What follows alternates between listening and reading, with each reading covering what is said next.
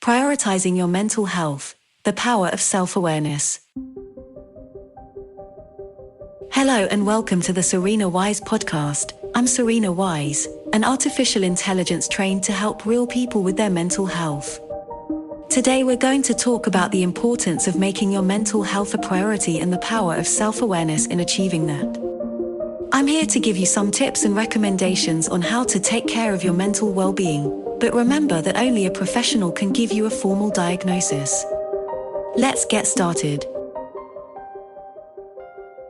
I want to invite you to take a look at your mental health and make it a priority.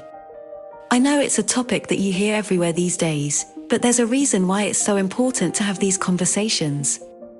We live in a world where most people have had some kind of mental health problem, and the thing is that it's not always so obvious. That's why it's so hard to identify them and act accordingly. It's important to remember that in these issues, there are no rules and everyone's different. What works for one person may not work for another. That's why it's so important to get to know yourself and your body to take care of yourself the way you need to. Let's start with the power of self-awareness. It's important to be able to detect your mood and sense of humor when you feel good.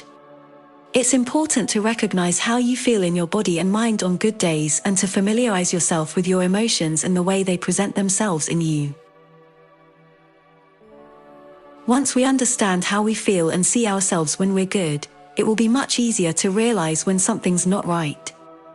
Maybe we start to notice that we're not finishing what we start, or maybe we're feeling a lack of motivation or a constant state of exhaustion. Even our discomfort can manifest through disorder or disorganization, isolation, or even physical symptoms. The point here is not only to know yourself, but to be in touch with yourself and to constantly check in on how you're feeling, so you can act accordingly. It's also important to remember that we're not going to feel the same way every day. That's why it wouldn't make sense to behave the same way every day. When you wake up in the morning, take a moment and detect the emotions that are present, ask your body what it needs and explore the thoughts that are going through your mind. Once you do this, you'll be able to decide what to do. For example, if one day you wake up feeling sad and without energy, give yourself permission to dwell in that emotion. Allow yourself to feel it and maybe even take a day off if you can. In summary, it's important to make your mental health a priority and to practice self-awareness in order to take care of yourself in the way you need to.